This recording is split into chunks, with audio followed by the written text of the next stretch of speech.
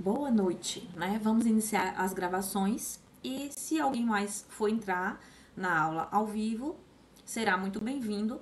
Mas o pessoal que está dentro do método, isso tudo ficará gravado na plataforma. Então, a maioria das pessoas estão trabalhando, tem algumas pessoas que já entraram em contato comigo que são de segundo turno. Eu tentarei disponibilizar no YouTube essa gravação dessa aula. Mas essa aula é um módulo, é uma das aulas do módulo de identificação microbiana. Só que é uma aula imprescindível para todo o caminhar do microbiologista. Então, mais uma vez, né, boa noite. Hoje iremos falar sobre o controle de micro-organismos objetos. Eu vou parar de compartilhar aqui, só permitir. Acho que aceitei. Então, hoje a gente vai falar sobre o controle desses micro-organismos objecionáveis que são em produtos não estéreis, que são micro-organismos indesejáveis, né? Por que iremos abordar esse assunto? Porque, na maioria das vezes, quando a pessoa ela não entende bem da microbiologia, ela ignora a presença desses micro-organismos não desejáveis.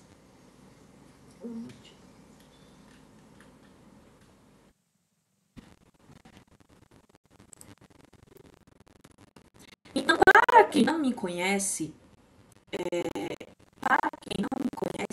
toda vez que eu for admitir alguém para entrar na sala, eu vou parar e me perder no raciocínio. Então, vão acostumando para quem vai ver na plataforma, como a aula é ao vivo, então vão ter algumas paradas. Quem tiver ao vivo pode tirar dúvida também, na hora que quiser, só é levantar a mão. Eu vou dar a palavra para quem quiser tirar a dúvida. E quem estiver dentro do curso, dentro da plataforma, como a gente já falou, quem está dentro do método pode a qualquer momento entrar em contato para tirar as dúvidas. Porque a intenção do método é levar o conhecimento de uma forma básica e aplicada. Então, digamos assim, eu nunca trabalhei com isso. A gente vai começar do zero até a parte mais robusta para toda a compreensão e entendimento. E não existe um conhecimento que é menos inteligente ou mais do que o outro. Não, toda pergunta é válida, porque isso só agrega. Digamos que cada um tem uma dúvida. Essa dúvida já é até bom para mim, porque já melhora o material para a próxima aula, para a próxima turma, já gera um conteúdo novo. Cada dúvida, ela é única. Então, isso é muito importante, tirar as dúvidas e não deixar as dúvidas passarem. E eu vou dar continuidade. À medida que as pessoas forem entrando, elas vão ter que pegar o bonde aí pelo meio do caminho, porque senão, se eu parar e voltar tudo, compromete quem já está aqui. Eu sou Jane Moraes, para quem ainda não está no método, né? Que está conhecendo o método através dessa aula. Eu atuo na indústria farmacêutica há mais de 9 anos. Eu sou formada pela Universidade Federal de Ouro Preto. Sou pós-graduada especialista em microbiologia industrial, em gestão da qualidade e tenho MBA em gestão de pessoas. Eu atuo diretamente desde que eu iniciei na indústria, no controle de qualidade microbiológico, que acaba abrangendo toda a área fabril. E eu sou a instrutora e a criadora do método Neomicro. O que é um método Neomicro para quem não sabe ainda? O método Neomicro é um método, digamos assim, mais moderno para levar esse aprendizado da microbiologia de uma forma mais prática e comum ao dia a dia. Digamos que você nunca entrou em uma indústria farmacêutica, nunca trabalhou diretamente com microbiologia, então é uma plataforma educacional facilitadora para que você tenha esse conhecimento. E eu espero que eu possa agregar muito na vida de vocês. E essa troca toda é muito válida, porque o conhecimento que eu tô passando para vocês é um conhecimento e uma bagagem de muitos anos. Então, uma vez eu vi uma palestra, o rapaz falou assim: quanto você pagaria para o seu eu de hoje, né? Para o seu eu, quando você tinha 5 anos atrás, tudo que você sabe, quanto que você pagaria eu hoje é tudo que eu sei 5 anos atrás para você saber tudo isso. Então é sobre isso, é compartilhar conhecimento e a gente vai discutir ao longo dessa aula muitas coisas muito assim importantes no nível assim hard, digamos, né? Desculpa a colocação da palavra, mas por quê? O microbiologista, ele está em ascensão no mercado. Eu fico até chata para quem está dentro do método de tanto que eu falo isso, porque as pessoas elas não estão visualizando a importância da microbiologia no mercado farmacêutico e no mercado em geral, seja no alimentício, seja no cosmético, seja na magistral. A importância do microbiologista está cada vez mais em ascensão. E vão faltar vagas. Vão faltar vagas não. Quem está dentro do meio já sabe que falta vagas. No meu último trabalho, eu fazia recrutamento de pessoas e não tinha pessoas capacitadas para ocupar tal posição. É uma coisa muito difícil. E tá aumentando, mais pro final que eu vou falar um pouco dessa parte que tá aumentando. Eu até postei um Reels hoje, postei também no YouTube, o porquê desse aumento, se alguém tiver interesse em ir lá conferir. Mas essa área da microbiologia, ela tá em expansão, ou seja, nosso salário vai melhorar. Isso é ótimo. E vamos seguir aqui, porque quem já tá acostumado, já me conhece, sabe que eu falo demais, mas quem não me conhece vai pegando aí o jeito. Então, o que é que vamos falar hoje? Como a gente vai tratar aqui de medicamentos não estéreis. Eu não sei se alguém que está aqui na aula ou dentro do método trabalha com medicamentos estéreis. Medicamentos estéreis têm umas particularidades diferentes. Essa aula em exclusivo é para medicamentos não estéreis, que pode abranger também alimentos e toda a gama de cosméticos da mesma forma. Que seja magistral também pode abordar isso. Essa parte de magistral eu vou dar só uma pincelada mais no final para vocês estarem entendendo por que eu tô falando magistral e indústria farmacêutica de maneira separada. Qual é o problema? O problema que temos é evitar essa comercialização de produtos farmacêuticos contaminados com os micro-organismos considerados indesejáveis. Essa palavra objectionáveis vem da palavra do inglês, por isso que eu coloquei esse objectionáveis, porque essa aula aqui ela é baseada em um artigo. Mas o que quer dizer essa palavra? São micro-organismos que não são desejados. Ninguém quer trabalhar para liberar no mercado um produto contaminado, né? Quem já trabalha na área sabe que a farmacopeia ela estabelece limites e estabelece que determinado produto ele não pode ser liberado com aquele micro-organismo patogênico. Por quê? Porque quando a gente fala de não estéreis, o que quer dizer não estéreis? Ele não está isento de micro-organismo, ou seja, ele é não estéril. Mas ele permite ali uma biocarga X.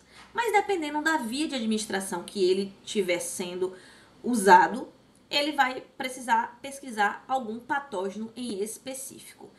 Mais pra frente eu vou mostrar para vocês a linha do tempo de como que chegamos nesses patógenos específicos.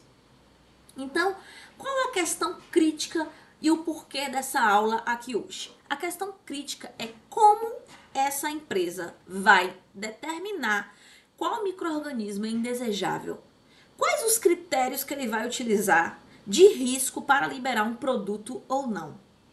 Então, digamos assim, digamos que a gente tem um comprimido, né, um produto sólido pela via oral. Então, a gente vai pesquisar um micro-organismo E. coli. E aí você fez todos os testes e não deu E. coli. Só que deu um crescimento estranho. Então, a aula é isso. Qual conduta você vai seguir a partir desse crescimento desse micro-organismo que você sabe que não é E. coli? E aí você vai liberar ou não vai liberar? E aí? Muitas pessoas, por falta de conhecimento, ela libera aquele medicamento, aquele cosmético, sem uma avaliação crítica. Só que isso aí é muito sério, é muito sério. Então, eu vou contar para vocês várias histórias de momentos que eu já passei dentro da indústria, desses desafios de discussão, tanto com insumos quanto com a liberação de produto. Isso é um desafio regulatório e técnico, porque a gente precisa garantir que o produto ele está livre desses micro-organismos. Porque a gente tem que... O que é um controle de qualidade? A gente tem que garantir a qualidade do produto e a conformidade desse produto. Só que a gente tem que avaliar, discutir antes de liberar. Não é basicamente assim, eu não tenho E. coli, vamos liberar. Não é sobre isso. Então a gente tem que ter uma avaliação de risco, a gente tem que saber a fonte, o ambiente, como que foram essas matérias-primas, a água, o que a farmacopeia está utilizando e como é nossa conduta industrial, quais evidências clínicas que temos, como que está o monitoramento dessas áreas, quais as estratégias de prevenção e qual é o controle que a gente está utilizando. Então é uma gama de coisas que a gente tem que avaliar. Não é tão simples assim. É muito mais fácil liberar o produto. Com certeza é muito mais fácil liberar o produto. Só que é um risco muito grande. O objetivo dessa aprendizagem aqui hoje é entender o conceito desses micro-organismos e sua relevância regulatória. E a gente também tem que desmistificar que vai ter lá assim, não, mas a farmacopeia, ela só diz que não precisa ter E. coli. Sim, mas se você estudar 1% a mais, um outro capítulo da farmacopeia, você vai entender que lá tem escrito que você precisa fazer essa análise de risco, que você precisa estudar a fundo esse micro-organismo e você está liberando de forma negligente por falta de conhecimento. Então, sempre tem aquela discussão, quando a gente pensa assim, melhor a ignorância, né? Porque com a ignorância você tapa os olhos e libera. A gente tem que avaliar o risco microbiológico considerando a rota, o produto e o paciente. Tem que ser uma análise de risco com a empresa como um todo. Porque a gente tem que avaliar todas as vertentes daquela rota do produto, tão bem quanto que paciente é esse, que produto é esse. É uma criança? É para uma gestante? É para um idoso? É um medicamento que vai para um hospital? Então, assim, é uma decisão muito séria. Quem trabalha dentro da indústria, dentro de uma magistral, sabe o quê? Controle de qualidade, ele tem um objetivo único: liberar o produto para o mercado. Então, eu costumava dizer o quê? Nosso objetivo aqui é liberar para o mercado, porque é essa liberação que paga nosso salário. Só que nós somos profissionais da saúde e a gente tem um compromisso com a população. Então, a gente não vai liberar uma coisa de qualquer jeito, porque a gente quer se livrar do problema de forma alguma. A gente tem um compromisso com a sociedade. E o escopo, como eu falei já anteriormente, são produtos não estéreis. Então, eu falei basicamente aqui de conceitos fundamentais, mas vamos dar mais uma aprofundada. Vou tratar de micro-organismo com relevância clínica, mas assim, não a fundo, só tratando alguns exemplos para que vocês entendam. A avaliação de riscos que eu falei, que é muito importante, que é a rota, o produto e o paciente. Por quê? A rota é o que define como que está esse processo produtivo. E aí vai entrar monitoramento ambiental, como que está essa questão produtiva, como que está lá embaixo o chão de fábrica. Você está por dentro, o chão de fábrica é o todo. O controle de qualidade é só a pontinha final, mas o chão de fábrica é que conduz. E esse produto, se a gente liberar esse produto no mercado, ele vai ter estabilidade? E esse micro-organismo, o que ele vai fazer? O que ele vai causar? Né? Então, tudo isso tem que ser considerado. Os métodos de detecção e identificação. Os métodos de detecção que você está fazendo está robusto? Os meios estão validados? O processo produtivo dos meios de culturas tão bem robustos, consideráveis, fez growth promotion, né? O teste de fertilidade e esterilidade dos meios. Tá tudo certinho? Tá tudo controlado? Então a gente tem que entrar, tudo é essa análise de risco. Então, assim, como é uma aula mais básica, eu não vou abordar mais essa parte de CCS, de monitoramento, mas isso aí, tudo é interligado. Essa é uma aula básica, mas é uma aula base, digamos assim. Porque ela vai conduzir desde um monitoramento ambiental a um CCS, a uma decisão no final da liberação. Ou seja, é uma aula-chave para o processo de condução de uma tomada de decisão dentro de uma indústria, dentro de uma farmacêutica. Ok? e a gente vai tirar algumas conclusões, assim, ao meu modo de ver, e darei a vocês algumas recomendações. Então, o que a gente espera de tudo isso? A gente espera que a gente consiga justificar tecnicamente. Então, para dar um maior. Eu gosto de sempre dar exemplos práticos, porque eu acho que fixa mais para vocês. Quando a gente consegue justificar tecnicamente alguma coisa, então, com certeza, a gente entende do que a gente está falando. Então, muitas das vezes as pessoas fazem e não sabem o que estão fazendo.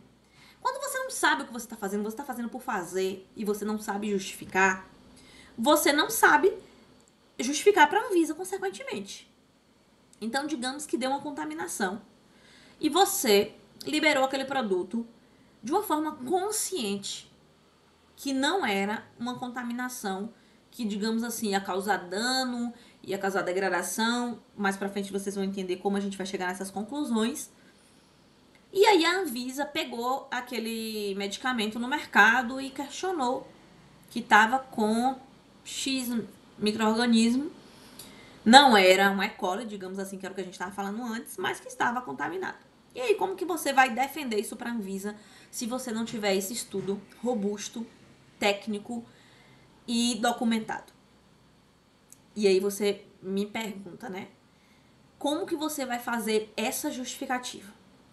Se você tiver esse documento robusto e souber defender, a Anvisa, ela nada mais é que um corpo técnico, a Anvisa e qualquer órgão inspetor. Ela é um corpo técnico que sabe tão bem quanto você, mas ela está sendo paga para auditar, para confirmar que você legislatoriamente não está infringindo as regras e causando danos para a população. Ela não quer de forma alguma causar mal para você, não.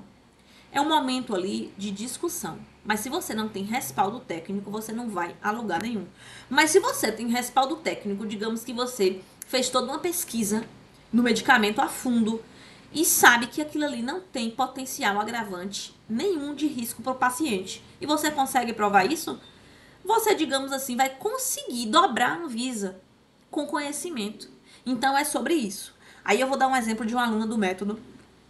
Ela trabalha em uma empresa que ela recebe insumos da Índia, da China, e ela estava tendo problemas, que é um problema que eu já passei muitas vezes dentro da indústria. Ela falou assim: Jane, me tira uma dúvida. Ela estava fazendo a aula de suplementos alimentares, e aí ela falou assim que ela fazia análise e que não dava nenhuma contaminação, digamos, de E. coli, de salmonela, mas que crescia uma colônia esquisitona, que ela não sabia o que fazer, que ela já estava desesperada. E o que eu fiz para ela? Eu falei: olha, você tem que considerar como um todo. Olha para onde as pessoas às vezes, ela tem tanto medo, de como conduzir, e às vezes uma falta de confiança, que ela vai pelo caminho mais difícil. Eu falei: olha, como que você tem que pensar nisso? Primeiro, você tem que buscar identificar esse micro-organismo. Então tem a forma do laboratório, que a gente ensina no curso, a forma bioquímica de como identificar. Tem a forma rápida, que eu já utilizei o Rapid ID para identificar. E tem as formas mais modernas, desde um Vitek, que não é muito mais usado, ao Malditoff, né? Que é a espectrometria de massa. Mas hoje em dia nem todas as empresas têm isso.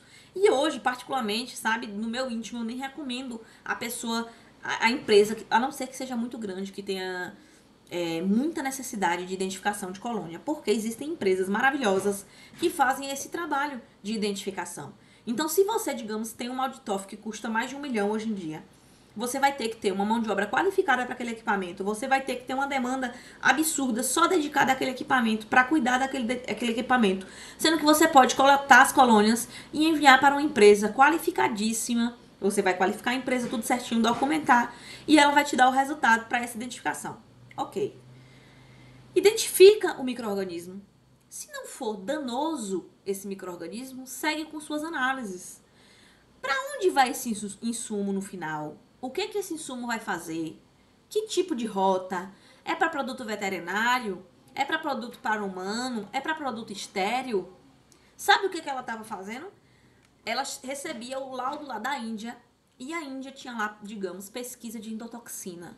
E ela tava se vendo doida para fazer essa pesquisa de endotoxina. Tá errado. Tá errado porque ela pode fazer a pesquisa de endotoxina se assim ela quiser. Mas legislatoriamente falando, não tem necessidade.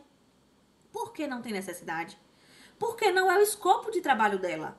Então a gente tem que enxugar dentro do escopo do nosso trabalho. A matéria-prima que você recebe, ela pode ter o teste que o fornecedor quiser. Ele só está lhe respaldando, ó, não tem isso. Mas a conduta daí para frente não é baseado no laudo do fornecedor, é baseado para onde você está indo.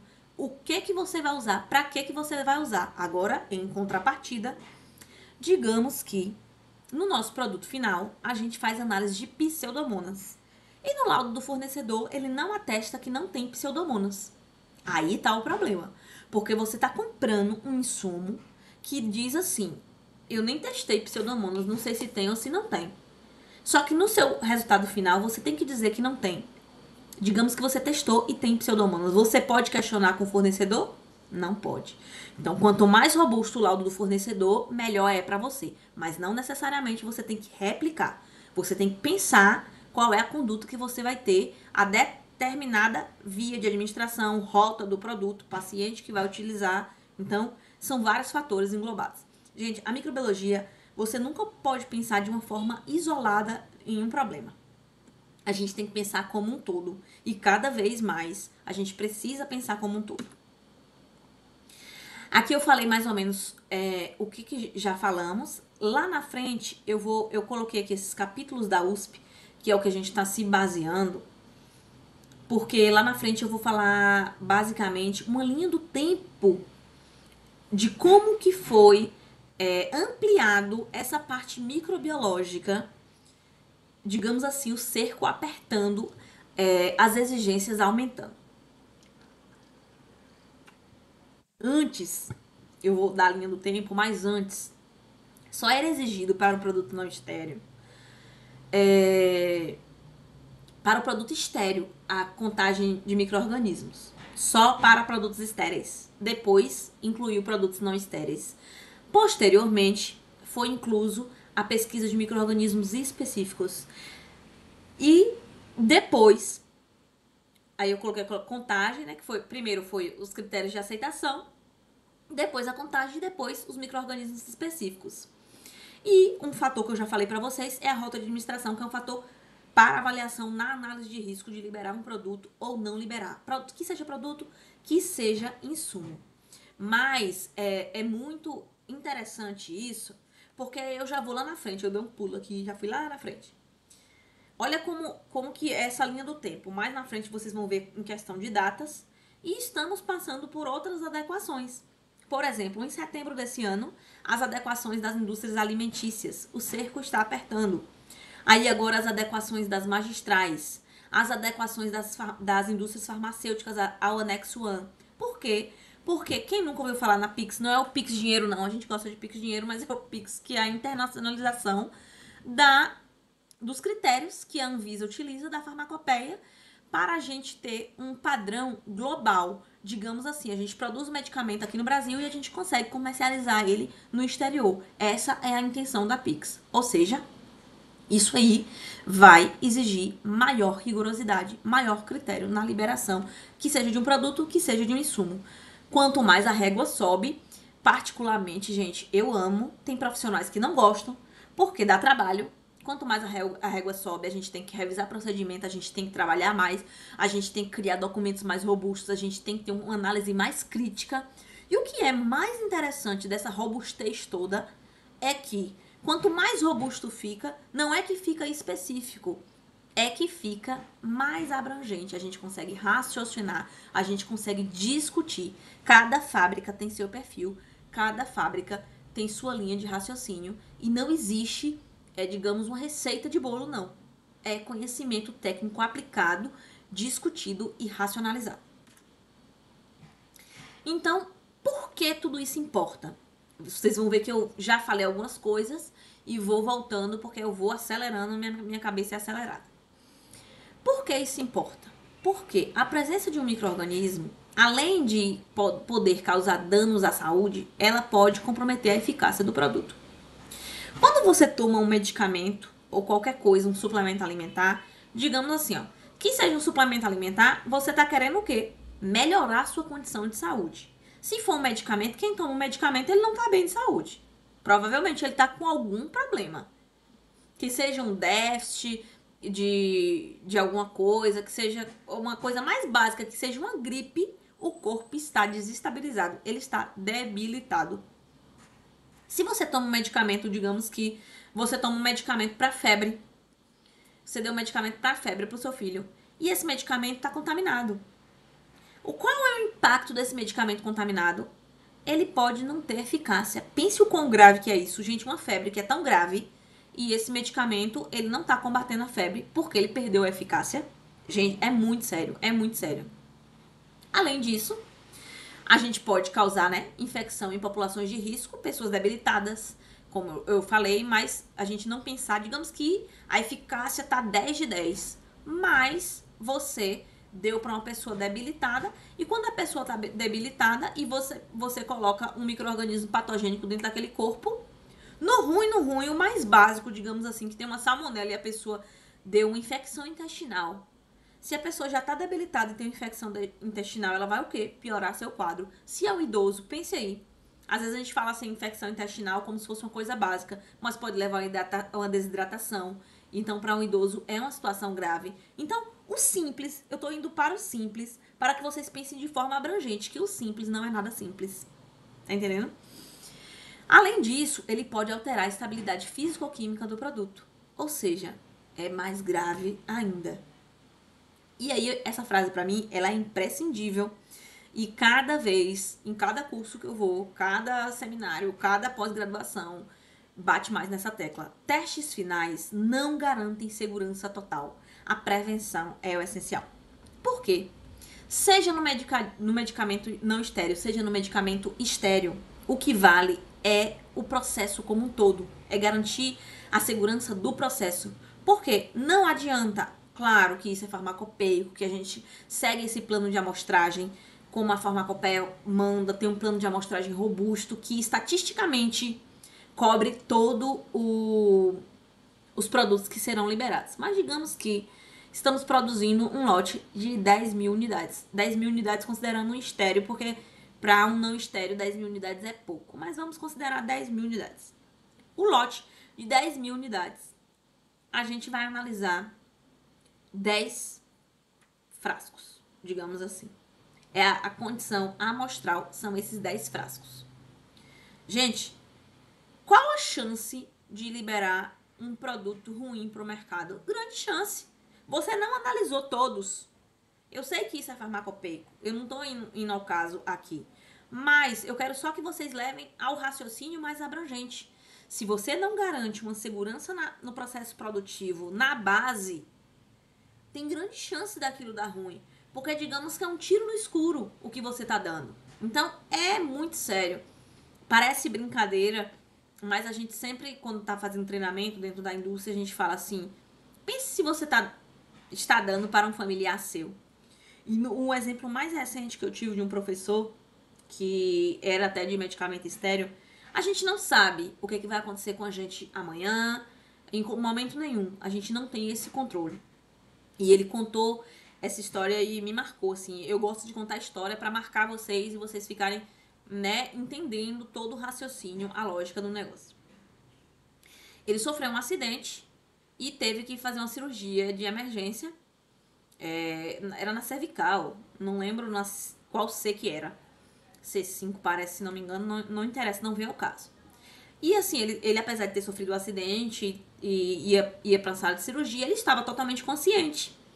E aí ele tinha que assinar alguns termos. E dentre alguns termos, ele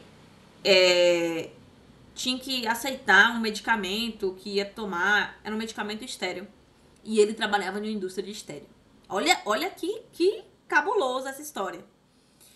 Quando ele pegou o medicamento vinha da indústria que ele fabrica. E ele, assim, naquele momento, ele não tinha escolha, só tinha aquele medicamento que ele fabrica. Olha a importância de você ter clareza e confiança no que você produz, no que você controla. Só tinha aquele medicamento. Ele disse que aquele lote, ele tinha certeza que tinha sido liberado, que era um processo produtivo robusto, clean. Mas o que veio na cabeça dele? Imagina se ele liberou aquele produto para o mercado com o pé atrás e quem ia tomar era ele. Pense nisso antes de fazer qualquer coisa, antes de liberar um produto de uma forma negligente, porque pode ser você que está lá. Eu não vou nem dizer seu filho, seu pai, sua mãe, pode ser até você, que olha que caso mais louco, mas é interessante para a gente fazer essa analogia da importância de uma liberação consciente e de não fazer as análises de qualquer jeito. A análise, a base da análise, ela é muito importante. Porque qualquer critério, seja uma temperatura, um pH, uma limpeza de um fluxo laminar, ela impacta lá na frente. Um meio de cultura quente. O que que voltou? Peraí, gente. Não sei o que eu apertei aqui que voltou, peraí. Vamos lá, tá aqui.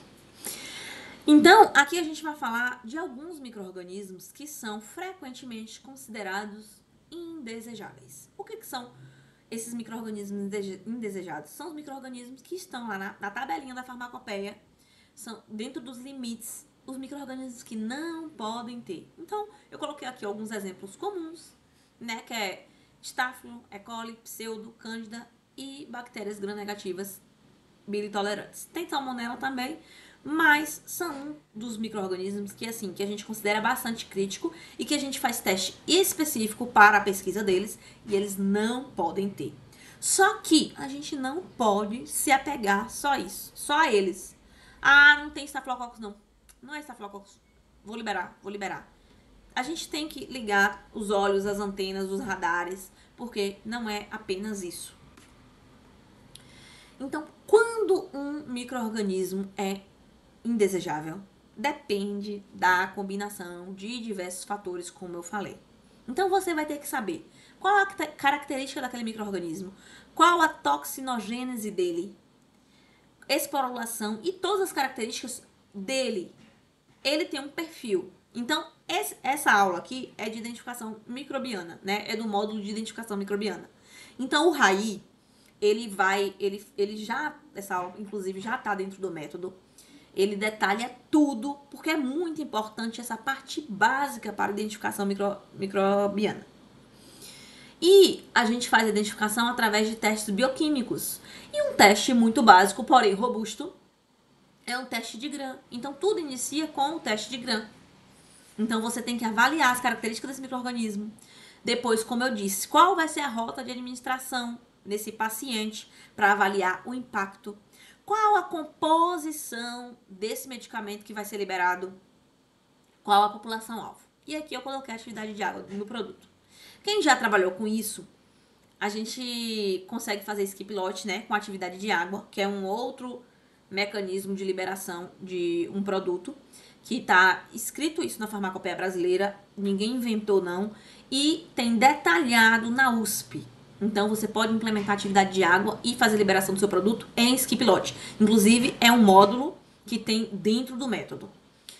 Essa atividade de água do produto é um outro teste que você pode considerar na hora da liberação desse produto. Mas lembrando que você tem que ter tudo muito bem procedimentado. Você tem que ter, nesse processo decisório, tem que ter esse procedimento. Vamos lá. Digamos que a gente fez aquele produto sólido, deu uma contaminação de um micro-organismo meio estranho, mas a toxinogênese dele, ela é baixa. Você fez análise de risco da rota de administração, não tem grandes impactos. Deu uma análise de risco ok. Vamos ver se a gente vai liberar. Mas aí, para liberar, você pensa assim, eu vou deixar essa liberação mais robusta ainda. Eu quero me respaldar de qualquer erro técnico que comprometa a saúde da população e meu trabalho, óbvio. Então, o que você vai fazer? Você pode fazer essa atividade de água do produto. Por quê? Lá na farmacopeia tem a tabelinha certinha da atividade de água do produto. Então, até determinado X de atividade de água, você dá certeza, né? Nunca se tem certeza, mas tipo assim, você tem 99% de chance daquele micro-organismo não proliferar. Ou seja, não vai alterar as características físico-químicas do produto, não vai alterar a sua atuação. Então, o medicamento, ele vai continuar bom, porque a atividade de água do produto, ela tá baixa. Então, o micro-organismo ali, ele não vai ter como proliferar. Então, é um outro mecanismo que você pode atrelar a sua investigação, ao processo investigativo e processo decisório na hora da decisão. Na hora da liberação, da decisão da liberação. E aí, na hora da rota da administração, lá na farmacopeia, você vai ter essa tabela de limites e cada micro-organismo vai estar lá específico. Geralmente, o uso vaginal não pode ter cândida porque é crítico. E a via oral, por passar pelo trato gastrointestinal e por a gente se alimentar normalmente, então ela geralmente possui uma maior tolerância. Porque nosso corpo, ele é composto de micro-organismos. Então, a gente tem aquela barreira imunológica intrínseca ao ser humano. Então, quando é por via oral, geralmente é E. coli, algumas vezes salmonella, e vai depender. E via inalatória tá aqui, Burkholderia cepacia. Só que essa via inalatória, ela é um ponto em questão. Muito, muito, muito crítico. Por quê? Na farmacopeia brasileira, a gente considera a via inalatória como dérmica, né? Como se fosse uma parte só dérmica e não considera a Burkholderia cepacia. Não considera essa Burkholderia cepacia. Por quê? Não está na farmacopeia brasileira, mas está nas outras farmacopeias. E existem estudos, e existem recalls, e existem diversos artigos falando de morte por Burkholderia cepacia. E a gente não pesquisa a Burkholderia cepacia. Então, é um ponto de alerta. Eu também não, a minha intenção não é amedrontar ninguém aqui não, de ai meu Deus do céu, eu tô liberando medicamento contaminado, eu tô desesperada, eu preciso fazer um teste de bioburden, eu preciso fazer um teste de endotoxina. Gente, não é assim. O não estéreo é completamente diferente, não precisa ficar desesperado não. Eu só quero alertá-los a, se tiver um crescimento esquisito, abra o olho. Abra o olho. E tudo isso aqui é farmacopeico. Eu não tô inventando, tá escrito. Depois eu vou disponibilizar para quem tiver interesse os artigos que eu utilizei para fazer esses slides, porque são artigos muito bons, que são de uso, assim, vira e mexe. Eu já li esse artigo 200 vezes e eu sigo lendo eles, porque eles são artigos muito robustos e que dá uma maior abrangência na nossa mente, na nossa linha de raciocínio, pra gente ver o quão crítico é tudo isso. Vamos lá. Como eu falei, a natureza do produto também é importante. Como eu falei, a natureza do produto eu não falei, mas, por exemplo, se for sólido, ele é o quê? Ele tem uma chance menor. Não vamos considerar atividade de água neste momento. Se for um sólido, ele tem chances menores de proliferação, porque tem menos água ali dentro. E o micro-organismo, ele gosta de condições adequadas para o seu crescimento, não é isso? Então, assim, digamos que tem um medicamento lá, lindinho, totalmente líquido, com uma açuquinha dentro, ou seja, ele está propício ao crescimento de micro-organismo, porque é um produto com alto teor de água. Ingredientes de origem animal, ele tem um risco de salmonela. Então, quando a gente está tratando de produtos ou insumos de origem animal, a gente sabe que na farmacopeia os requisitos são um pouco diferentes. E além disso, os nutrientes que estão disponíveis dentro desse medicamento, na composição do medicamento, também podem favorecer o crescimento microbiano. Outro ponto importante é a contagem total. Como que está a contagem total desses micro-organismos na liberação do seu produto? Deu contagem? Não deu contagem? E aí, quando a gente fala de nutrientes disponíveis e os produtos com alta água, Olha a importância de ter um processo de discussão e análise de risco robusto dentro da sua empresa, com diversas áreas multidisciplinar. Porque é importante você ter um conhecimento de quais matérias-primas, quais insumos, qual a composição daquele produto. Eu não tô dizendo pra ninguém que ficar louco e ficar procurando a composição de cada produto. Ninguém vai saber o portfólio da empresa toda, não, gente. Eu só quero que você se alerte assim. Olha, aconteceu uma coisa dessa dentro da minha empresa, uma coisa pontual. Vamos estudar esse medicamento a fundo. Vamos ver esse insumo, de onde ele veio, para onde ele foi, para entender como que a gente vai usar. Eu quero desenvolver em vocês um raciocínio lógico e crítico. Não é para dificultar, é para facilitar. A gente vai aumentar a nossa rigorosidade, mas vai com isso, aumentar o nosso conhecimento e capacidade de discutir. É isso que eu quero desenvolver em vocês.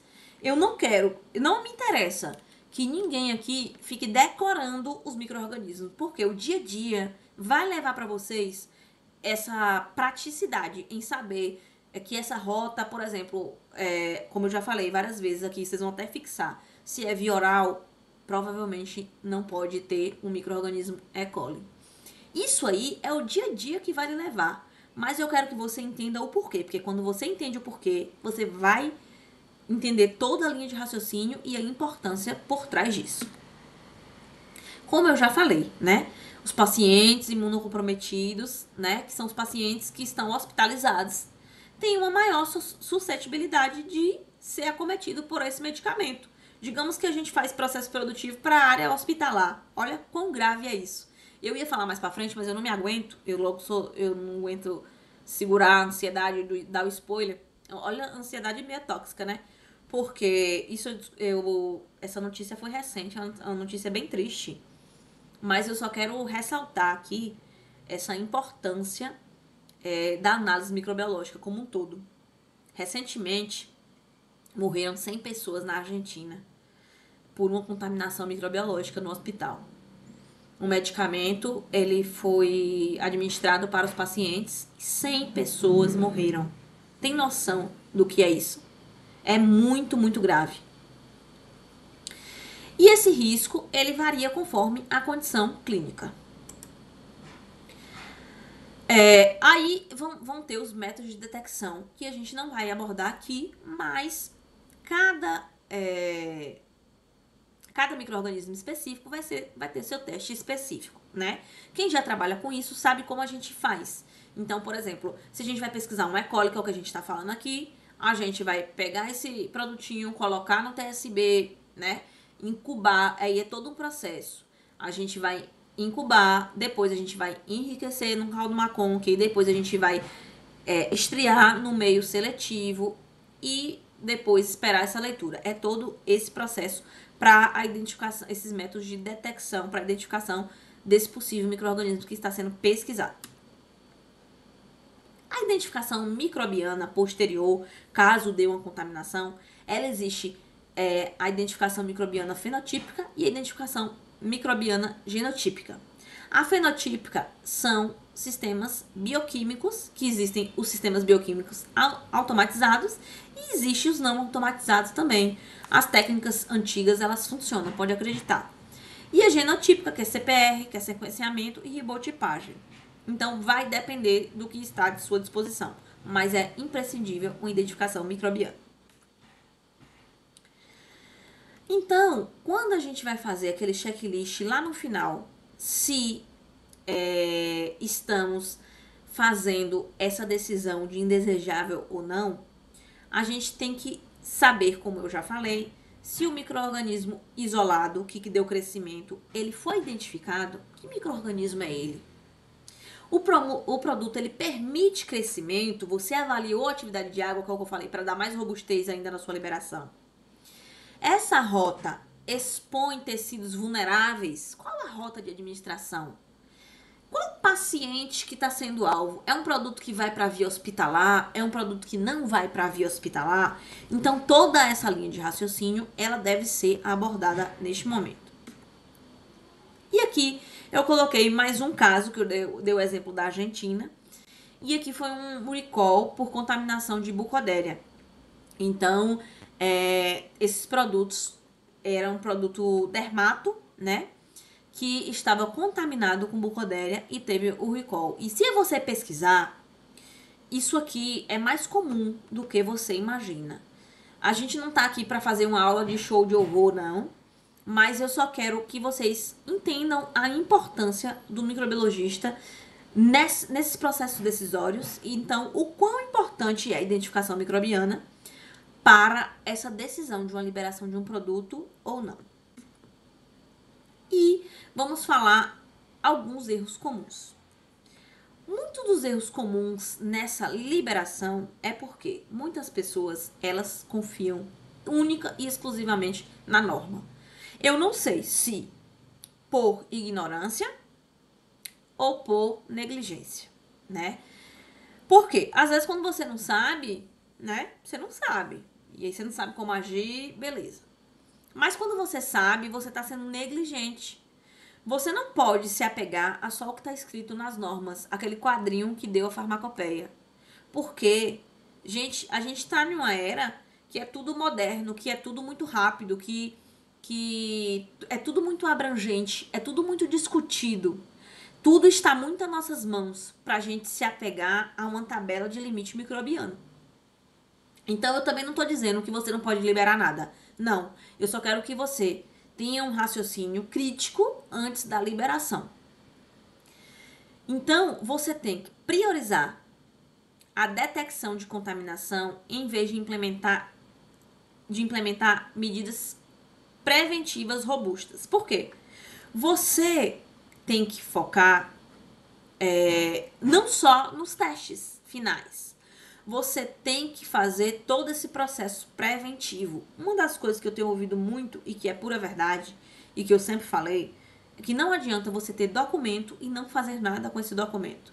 Digamos que você tá lá, fez a liberação do produto ou não fez a liberação do produto, fez um monte de papel e esses papéis não foram usados para nada, não serviu de nada. Ou seja, documento que não é utilizado, não tem sentido fazer o uso, né? E também a gente não pode desconsiderar qual é a população-alvo. Porque, como eu disse, se esse produto for para o mercado e for para uma área hospitalar, se for para crianças, é mais grave do que a gente imagina. Então, aqui vamos fazer algumas conclusões. Para dizer se o micro-organismo é indesejável ou não, a gente vai ter que fazer uma avaliação contextual. Não existe uma receita de bolo que eu vou dizer para vocês, ó, deu isso aqui, vai liberar. Deu isso aqui, não vai liberar. Qual é a realidade da sua indústria? Como que está o monitoramento ambiental? Como que está a água dessa sua indústria? Como que foi o processo produtivo? Como que estão esses registros? Aconteceu alguma coisa? E tudo isso vai ser avaliado em análise de risco. Aí a gente vai colocar que essa documentação de risco ela deve ser clara e rastreável. Eu coloquei aqui ó, a importância do CCS. O CCS, se você não implantou ainda na sua empresa, corra que você está atrasado. O CCS, ele tem que ser implementado porque já é uma exigência. Outra coisa que eu sempre costumo abordar é que se você sabe que precisa implementar o CCS, você não precisa pedir que a Anvisa vá lá te dar uma não conformidade porque você não tem o CCS. A partir do momento que você sabe, comece a trabalhar em cima disso, porque o CCS é uma documentação muito robusta e é uma ferramenta imprescindível para esse tipo de trabalho, para dar robustez na sua análise de risco, nas suas detecções, nas suas liberações. Então, considere fazer essa CCS na sua empresa para ontem. Isso é muito importante porque o CCS não é mais um documento que a Anvisa quer, não. Ele é uma forma de dar uma visibilidade da empresa como um todo e vai dar mais robustez para todos os processos que você faz. E aqui, como eu falei anteriormente, que eu ia dar só um overview nessa linha do tempo para vocês entenderem a microbiologia e esse caminhar da microbiologia e esse apertar de circo. E para vocês entenderem como a microbiologia ela tá crescendo, ela tá em ascensão, é um mercado potencial, gente, potencial. Que eu brinquei na última palestra que eu dei, eu falei, ó, quem não gosta de microbiologia, eu acho que deveria começar a gostar, porque a gente vai ganhar tão bem, tão bem, tão bem, que vocês não estão preparados para esse tipo de conversa.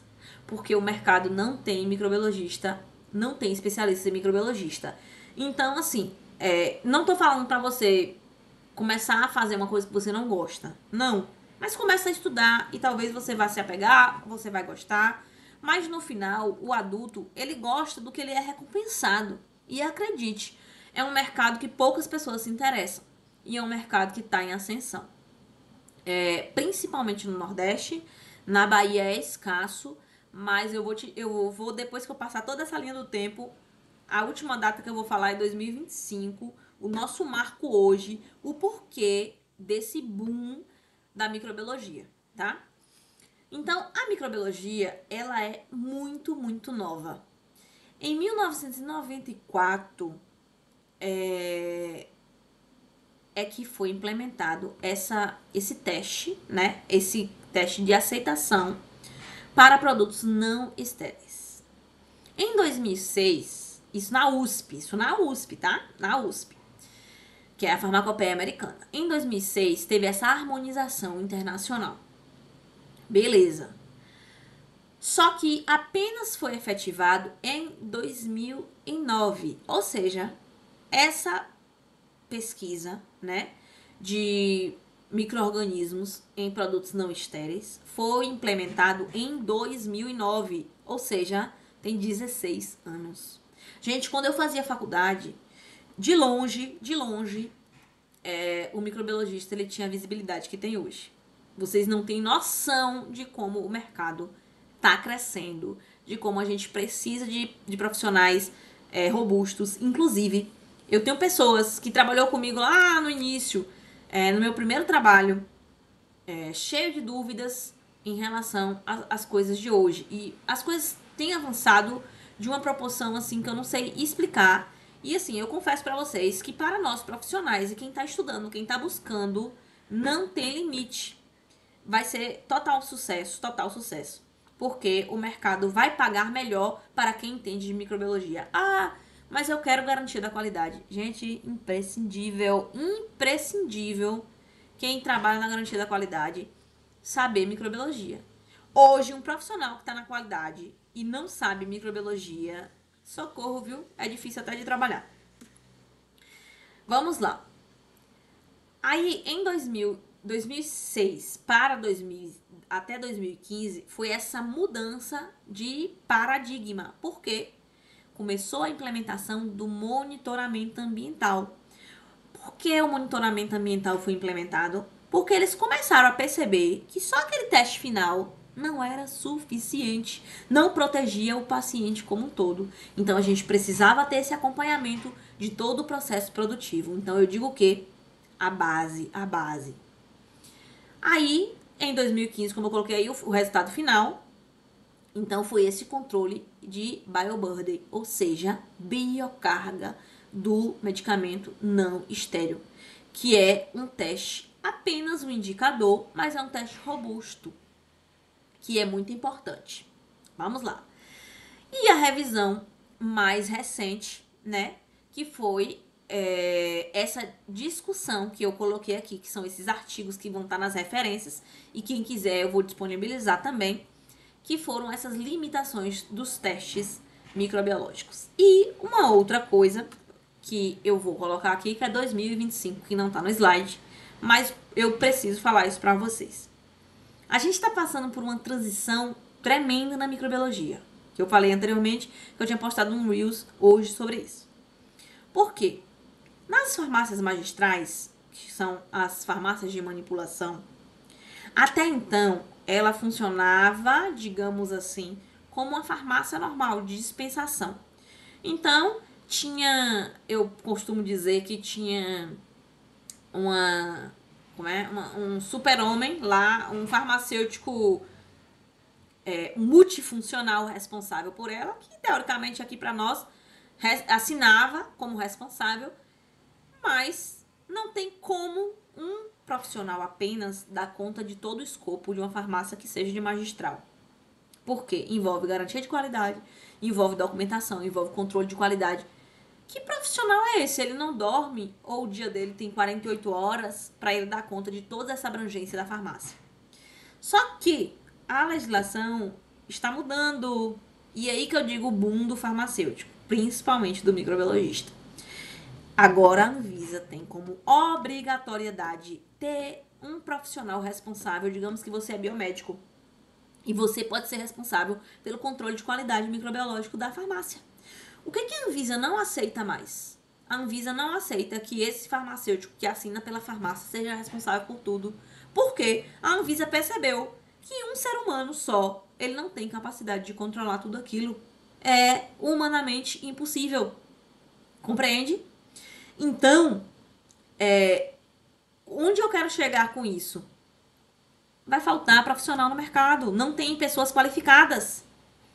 Vamos agora para a área de estéreis ainda das magistrais, que é mais crítico ainda. Toda a estruturação vai ter que ser refeita.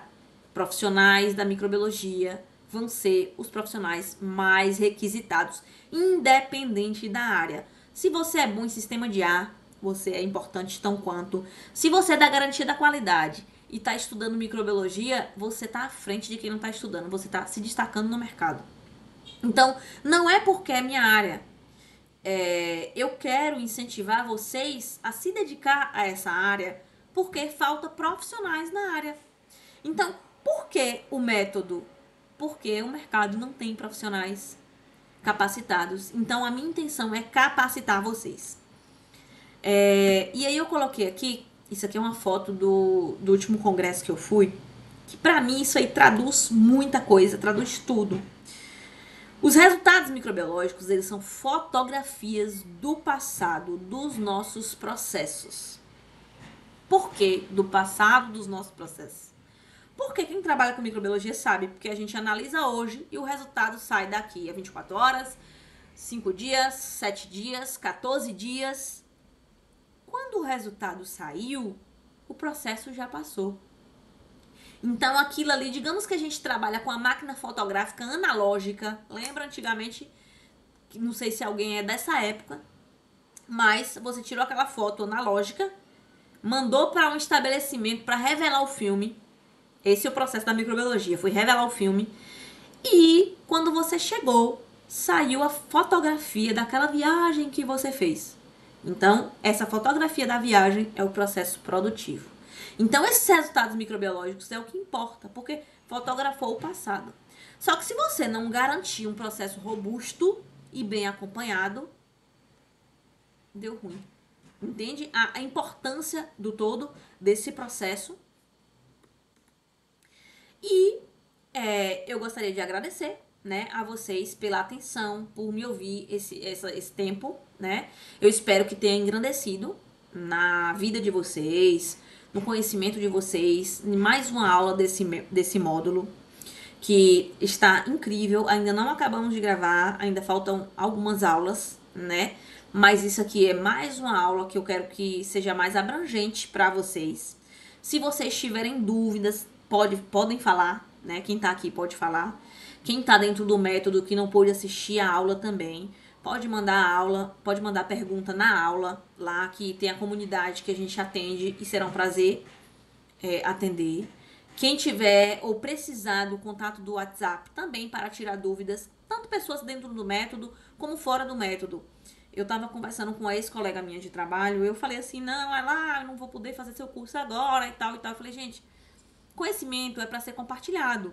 Então, independente de método, independente, eu presto consultoria, eu faço mentoria também. Então, a agenda é apertada, mas eu consigo.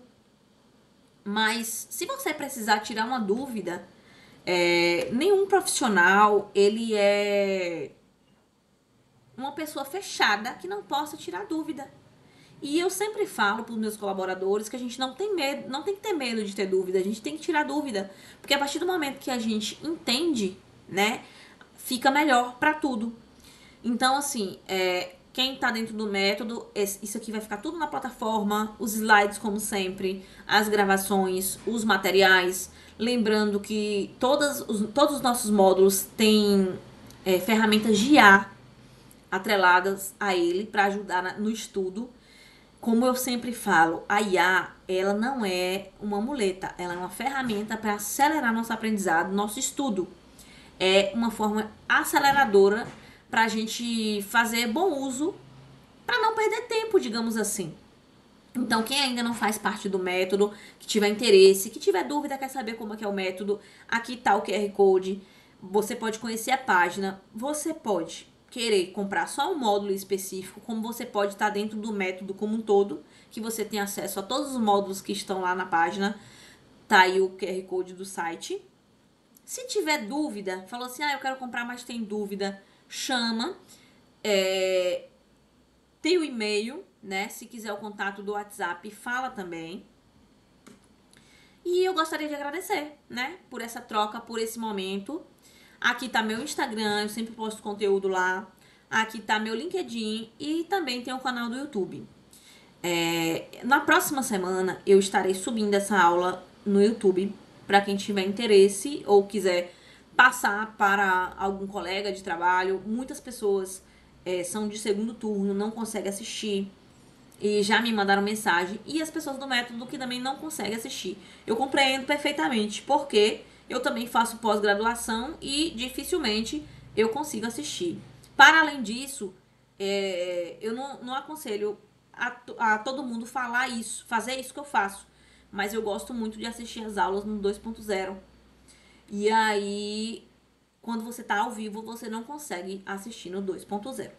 Mas eu agradeço imensamente a presença de vocês que estão aqui ao vivo e todos que vão ver a gravação. Desejo a vocês uma boa noite, um bom descanso, porque não é fácil a pessoa trabalhar o dia todo ou estudar o dia todo e estar aqui assistindo uma aula, né? A gente sabe que a gente não consegue sair da zona de conforto se a gente não tomar decisões difíceis na nossa vida.